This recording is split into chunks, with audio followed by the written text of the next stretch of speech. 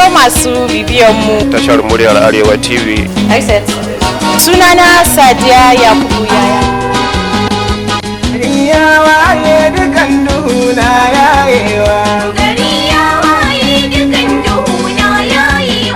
Shirin gari ya waye daga muryar Arewa.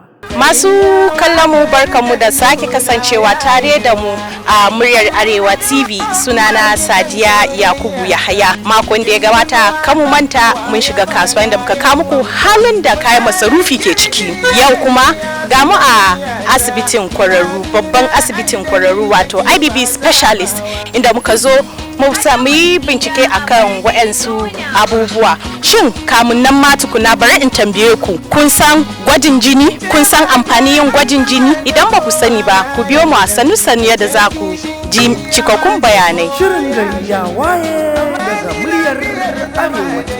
To masu kallon mu, a yadda muka yi muku bayani daga farko, gashi kuma Allah ya sa mun haɗu da ɗaya daga cikin kwararrun da zai yi mana bayani akan amfanin gwajin jini. Ko masu kallon mu za su iya sanin da ba muke tare? Sunana Ibrahim Muhammad Bello, ma'aikaci a bangaren gwaje-gwajen jini na asibitin kwararru wato IBB da ke Mina. Masha Allah. Shi menene amfanin gwajin jini tsakanin ma'aurata wanda masoya biyu da suke shirin aure? To yana da muhimmanci mu san cewa yadda Allah ya yi ɗan adam akwai ƙwayoyin cuta da mutum kan iya gada daga iyayensa, wanda waɗannan ƙwayoyin cutan ana iya gano su a jini. To musamman dai gwaje-gwaje da akan so a yi tsakanin ma'aurata masoya biyu don kar a gaji wani abu wanda ba sani ba, akwai abin da ake ce ma genotype domin sanin sikla, ko yana dauke da kwayan sikla ko ba shi ba. Amma ban da shi akwai waɗansu sauran gwaje-gwaje kuma, amma yawanci dai mutane sun fi sanin wannan ne na kwayan cutar sikla. Maba akasari a cikin mutanenmu yanzu bare na ƙauye, ko ka musu wannan bayani sai ka ga ba za su yi ba.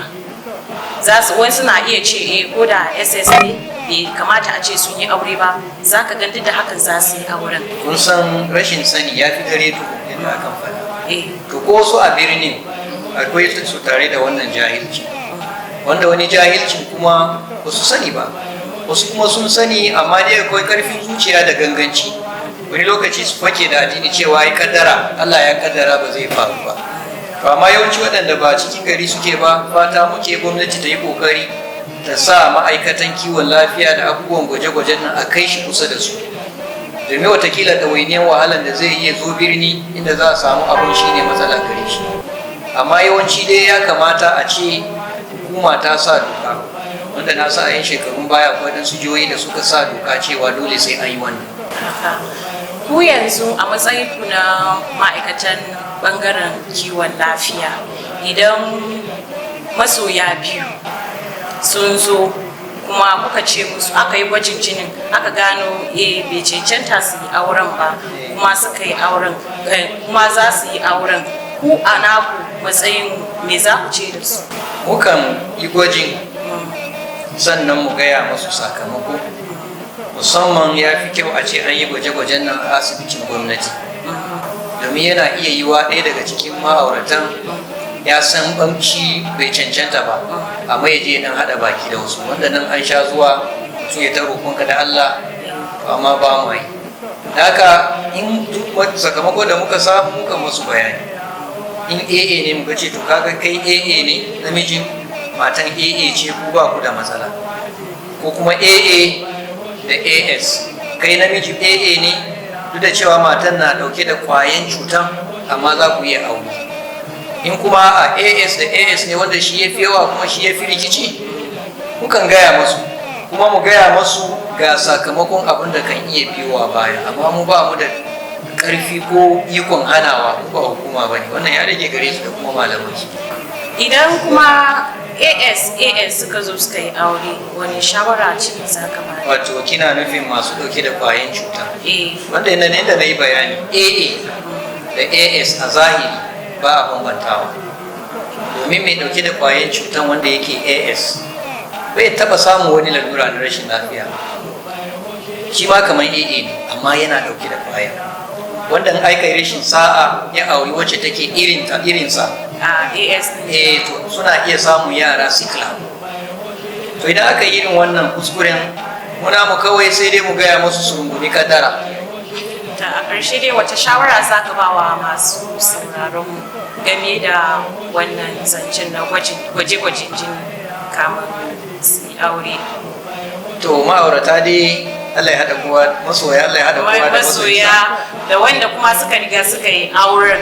Ka san akwai wani. To masu kallon mu kun ji yadda ta kaya tsakanin mu da masana bangaren lafiya game da gwaje-gwajen jini kamun masoya biyu su yi aure.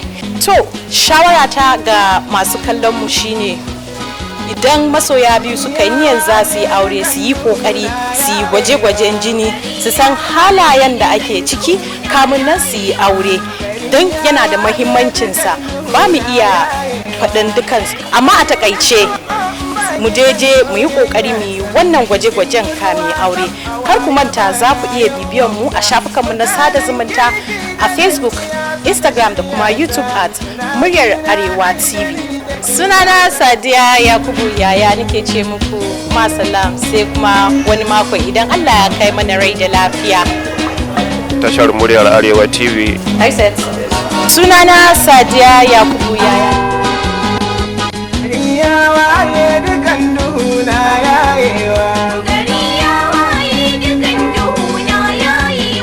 Shirin gari ya waye daga Muryar Arewa TV. Muryar Arewa TV.